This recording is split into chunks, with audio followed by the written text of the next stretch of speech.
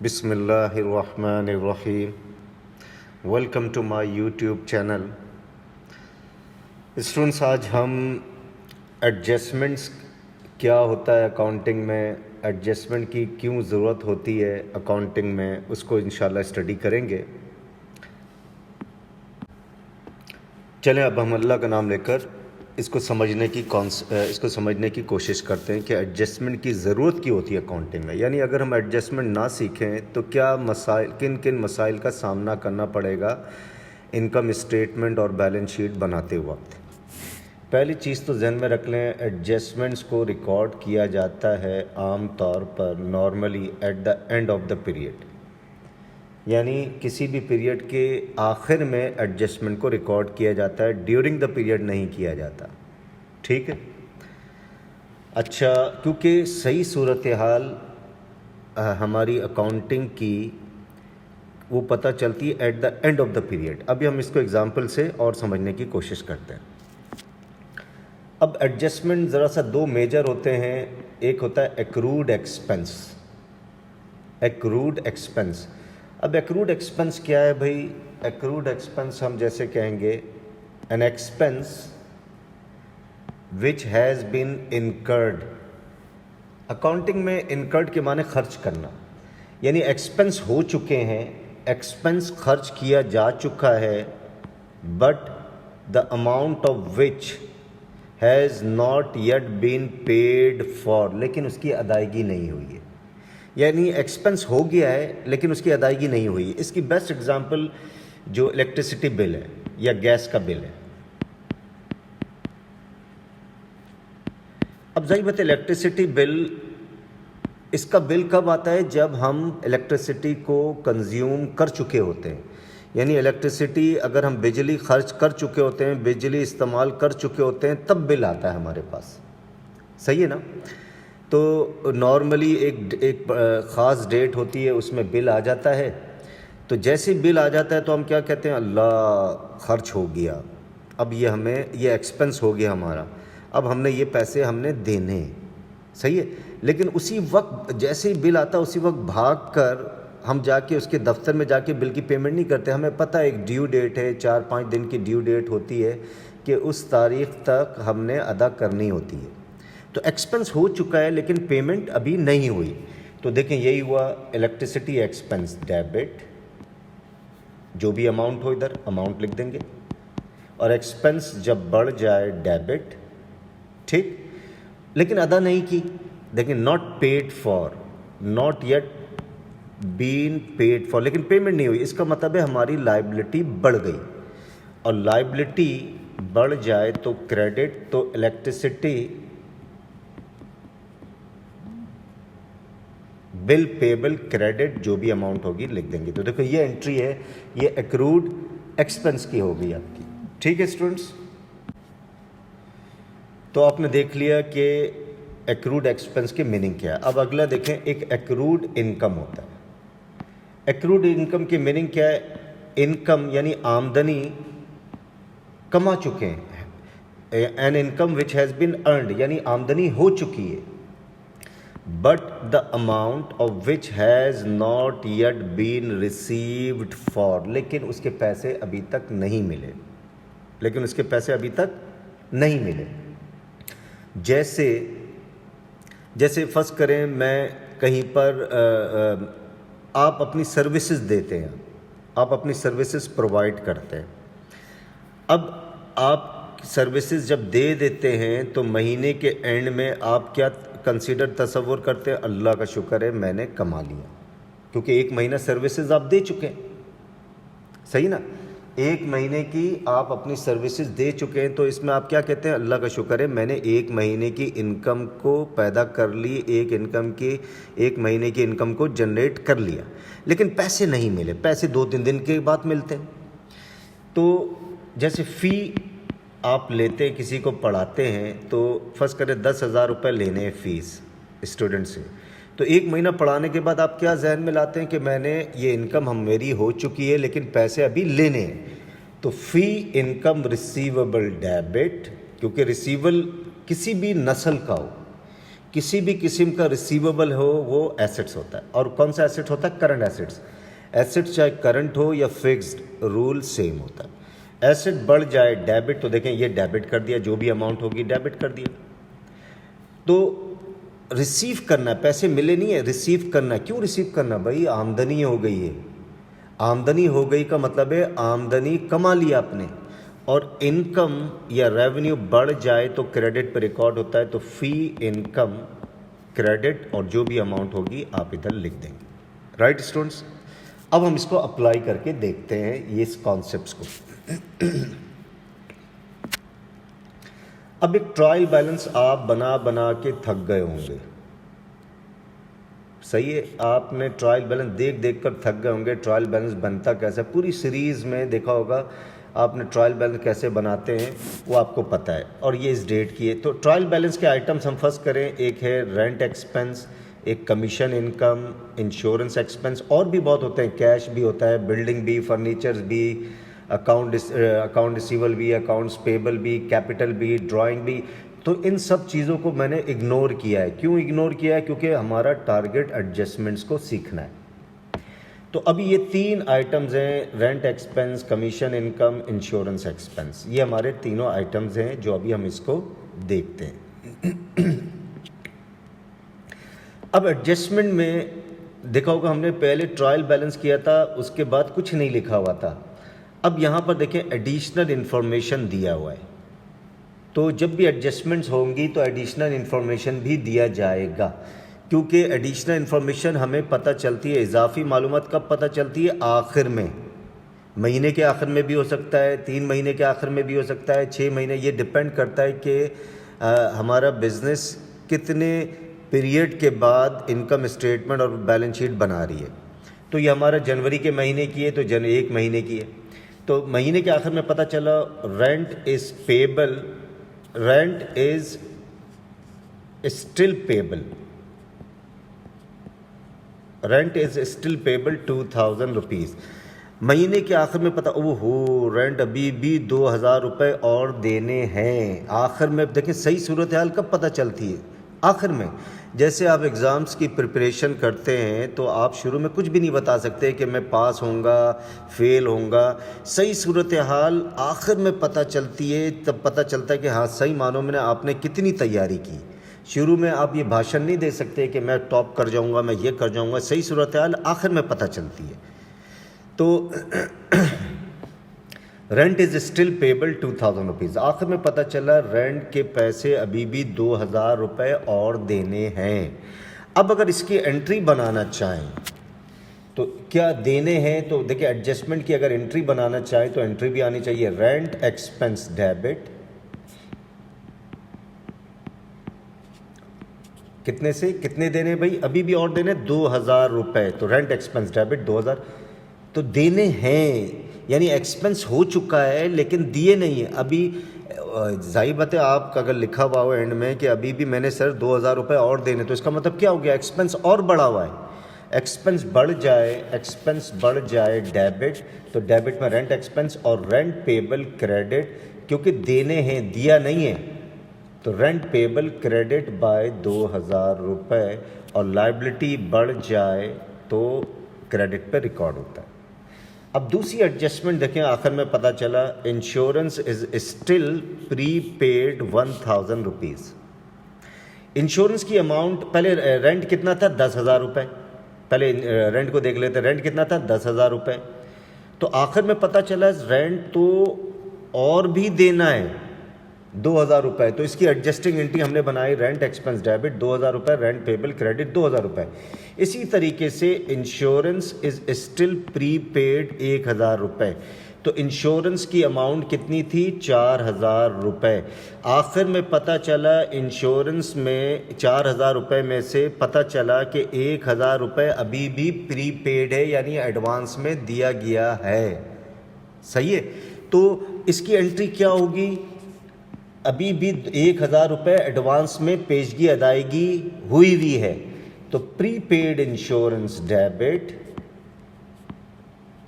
Prepaid insurance debit. और prepaid याद रखिएगा ये करंट एसेट्स होता है। क्या होता है? ये करंट एसेट्स। ये वाला एसेट कैसे बढ़ता है? जब एडवांस में अदायगी की गई हो।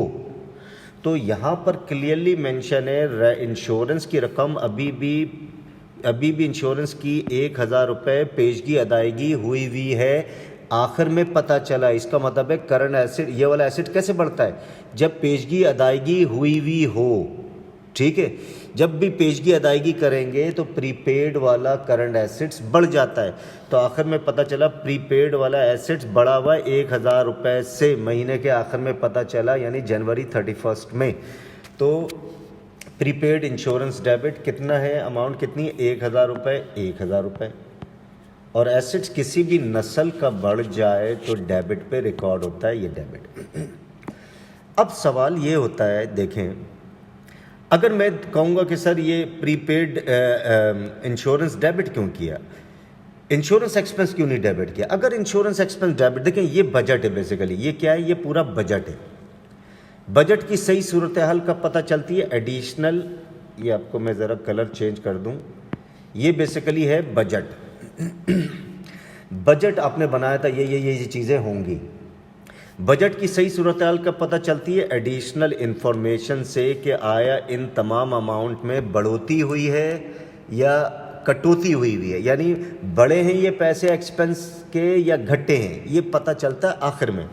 तो रेंट के बारे में पता चला सर अभी भी 2,000 और देने हैं, तो बजट कितना था? 10,000 रुपये का।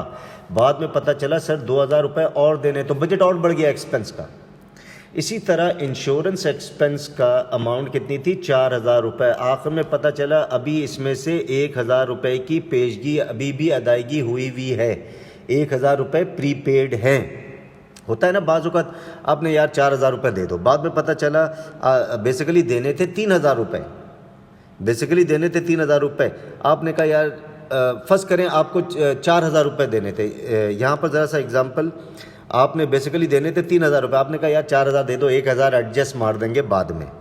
तो बाद में महीने के आखिर में क्या पता चला? इंश्योरेंस की रकम 1,000 भी अभी पेशगी अदायगी हुई हुई है, जो फरवरी के महीने में जाकर एक्सपेंस बनेगा, ठीक है। तो प्रीपेड ये एसेट बढ़ गया क्योंकि पेशगी अदायगी, प्रीपेड इंश्योरेंस डेबिट। अगर मैं इसको रेंट इंश्योरेंस एक्सपेंस डेबिट कर देता 1,000 और से, रेंट एक्सपेंस अगर डेबिट कर देता 1,000 रुपये और से, तो इसका मतलब है एक्सपेंस को मैंने बढ़ा दिया, क्योंकि आपने देने थे 3,000, आपने दिए 4,000, तो 1,000 एडजस्ट, क्योंकि 1,000 एडजस्ट आपने बाद में मारा, तो 1,000 और इंश्योरेंस की रकम को आप इंश्योरेंस एक्सपेंस क्रेडिट 1,000 रुपये। तो prepaid insurance debit, insurance expense credit, क्योंकि ये जो 4,000 की अमाउंट है, दोबारा बता रहा हूँ, फर्स्ट करें मैंने सपोज किया है, फर्स्ट करें मुझे 3,000 रुपये देने थे इंश्योरेंस के एक्सपेंस के अगेंस्ट में, मैंने 4,000 दे दिए, मैंने कहा यार 1,000 ज़्यादा दे दी, आखिर में एडजस्ट करना पड़ेगा ना। अगर एडजस्ट नहीं किया, जनवरी के महीने का इंश्योरेंस देना था हमने, फर्स्ट करें 3,000 रुपये, मैंने कहा यार 4,000 दे दो इंश्योरेंस कंपनी को, तो महीने के आखिर में एडजस्ट करेंगे नहीं करेंगे? अगर एडजस्ट नहीं किया आपने तो इंश्योरेंस एक्सपेंस 4,000 लेकर जाएंगे इनकम स्टेटमेंट में, यानी एक्सपेंस आपने बाय मिस्टेक बढ़ाकर शो किया इंश्योरेंस एक्सपेंस, जिससे आपका प्रॉफिट गलती से घट जाएगा, जबकि प्रॉफिट को घटना नहीं चाहिए था, क्योंकि एक्सपेंस अगर ज़्यादा शो करेंगे तो आपका प्रॉफिट घट कर आएगा। तो इसलिए इसको एडजस्ट करना ज़रूरी है थ्रू एडजस्टमेंट। एडजस्टमेंट नहीं सीखेंगे, प्रॉफिट भी गलत कैलकुलेट होगा, इस बैलेंस शीट की फाइनेंशियल पोजीशन भी गलत कैलकुलेट होगी। जैसे अगर रेंट की एडजस्टमेंट नहीं करते, 10,000 में 2,000 और नहीं ऐड करते, तो आपका रेंट एक्सपेंस आप कितना लेके जाते? अगर एडजस्टमेंट नहीं सीखा होता तो 10,000 लेकर जाते, तो आप एक्सपेंस कम लेकर जा रहे हैं इनकम स्टेटमेंट में, जिससे प्रॉफिट बढ़कर आ रहा है। तो जो प्रॉफिट बढ़कर आ रहा है 2,000 रुपये से, वो गलत है। सही मानों में रेंट के अगेंस्ट में एक्सपेंस कितना लेकर जाना चाहिए? 12,000 रुपये, ठीक है स्टूडेंट्स। तो इसी तरह इंश्योरेंस की एडजस्टमेंट की, prepaid insurance debit, insurance expense credit, अभी आगे और भी क्लियर होगा, देखते रहें। नंबर 3, आखिर में पता चला कमीशन इज स्टिल रिसीवेबल 500। आपने बजट बनाया था कमीशन कितना? 5,000 रुपये हम कमा लेंगे, महीने के आखिर में, जनवरी के महीने का आखिर में पता नहीं सर 5,000 और भी लेने हैं पैसे, 5,000 रुपये और भी लेने, यानी मज़ीद कमीशन आपने 500 रुपये और कमा लिए। तो इसकी एडजस्टिंग एंट्री क्या होगी? Commission receivable debit, commission receivable debit और कमीशन इनकम क्रेडिट। रिसीवेबल किसी भी नस्ल का बढ़े, एसेट्स होता है, एसेट बढ़ जाए डेबिट, इनकम किसी भी नस्ल का बढ़ जाए क्रेडिट पे रिकॉर्ड होता है। राइट स्टूडेंट्स, अब ये आपने देख लिया। अब आप देखें, ये हमारी ट्रायल बैलेंस थी, ये देखें, ये हमने ट्रायल बैलेंस बनाया था। रेंट एक्सपेंस का 10,000 था, कमीशन इनकम 5,000 था, इंश्योरेंस एक्सपेंस 4,000, ये ट्रायल बैलेंस है हमारे पास। अब ट्रायल बैलेंस की मदद से हमने पिछली क्लासों में इनकम स्टेटमेंट बनाना सीखा था, बैलेंस शीट बनाया, यानी ट्रायल बैलेंस के डेटा को हमने इनकम स्टेटमेंट बनाने में इस्तेमाल किया, ट्रायल बैलेंस के डेटा को हमने बैलेंस शीट बनाने में इस्तेमाल किया। अब बनाएंगे एडजस्टेड ट्रायल बैलेंस, क्योंकि एडजस्टमेंट्स भी दी हुई हैं। ये देखिए, ये एडजस्टमेंट्स हैं। अब एडजस्टमेंट्स को जब हम तमाम एडजस्टमेंट्स को जब हम ट्रायल बैलेंस के अंदर शामिल कर देंगे तो ये बन जाएगा एडजस्टेड ट्रायल बैलेंस। कैसे? रेंट एक्सपेंस की पहला बैलेंस था 10,000 रुपये, तो बाकी रेंट एक्सपेंस कितना 2,000 से और बढ़ गया, क्योंकि डेबिट में है तो 2,000 और ऐड करके अब आप लेकर जाएंगे 12,000 रुपये एक्सपेंस में, यानी डेबिट में 12,000 रुपये लेके जाएंगे, 10,000 लेकर नहीं जाएंगे। अब रेंट एक्सपेंस डेबिट और रेंट पेबल क्रेडिट, तो एडजस्टेड ट्रायल बैलेंस में एक अकाउंट और खुल जाएगा, रेंट पेबल अकाउंट, क्योंकि ये अकाउंट पहले मौजूद नहीं था, तो रेंट पेबल का भी अकाउंट खोल देंगे। कितने से? 2,000 रुपये से। तो देखिए ये एडजस्टेड ट्रायल बैलेंस कैसे बन रहा है। फिर उसके बाद कमीशन इनकम का बैलेंस कितना पड़ा हुआ था भाई? सर 5,000 रुपये पड़ा हुआ था। अब एडजस्टमेंट बनाई, कमीशन इनकम देखें क्रेडिट हो रहा है 500 रुपये से, तो इनकम का बैलेंस नॉर्मली क्रेडिट होता है, तो हम 500 रुपये और ऐड कर देंगे। अब कमीशन इनकम 5,000 नहीं रहा, 5,500 रहा। अब ये वाला बैलेंस 500 ये इनकम स्टेटमेंट में लेकर नहीं जाएंगे, अब हम इनकम स्टेटमेंट में 5,500 लेकर जाएंगे। तो अब कमीशन रिसीवेबल का अकाउंट ट्रायल बैलेंस में मौजूद नहीं था पहले, तो हमने कमीशन रिसीवेबल का अकाउंट भी ओपन कर लेंगे, कमीशन रिसीवेबल। तो देखिए ये एडजस्टेड ट्रायल बैलेंस ऐसे बनता है। राइट स्टूडेंट्स, 500 रुपये। फिर उसके बाद इंश्योरेंस एक्सपेंस का बैलेंस कितना था? 4,000 रुपये, तो 4,000 रुपये लिख दिया। अब एडजस्टमेंट में क्या है भाई?